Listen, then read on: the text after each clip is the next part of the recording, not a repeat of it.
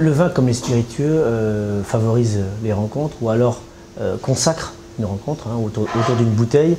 Depuis la nuit des temps, ça existe. Alors je dirais que ça m'a permis de partager un verre avec Michel Déon pour parler de littérature, avec un verre de vin jaune avec Hubert Félix Stiéphane pour parler de chansons, comme avec plein d'autres personnes et des inconnus aussi.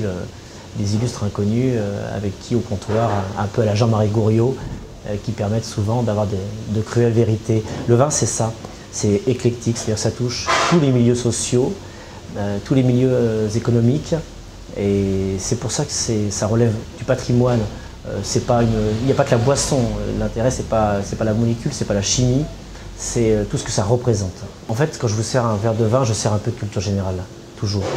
Il y a derrière des hommes, une histoire, des régions, un patrimoine. Est-ce que vous imaginez si on calculait l'ensemble de la valeur des vignes, des châteaux, des caves et l'industrie que ça sous-entend à côté avec les verriers, les tonneliers ou les imprimeurs, le patrimoine que ça représente en France, c'est colossal.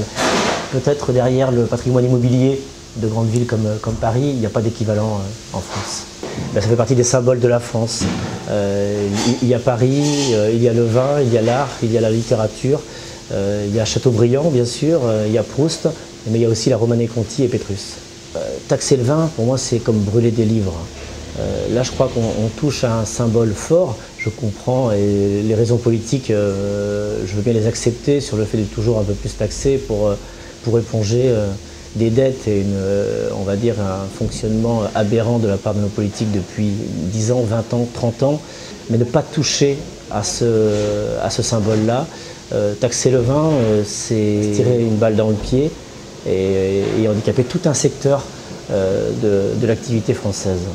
C'est toujours le même problème de cette société où on met une camisole progressivement sur toutes nos libertés. La liberté de boire le vin, c'est aussi de l'acheter à un prix correct et en tous les cas de ne pas pénaliser les vignerons puisque derrière les amateurs de vin seront pénalisés. Et encore une fois, c'est à la liberté que l'on touche. C'est pathétique, on file doucement mais sûrement vers une sorte de prohibition et à d'autres époques aurait-on poussé à l'exil un Rabelais, un Dumas ou un Antoine Blondin.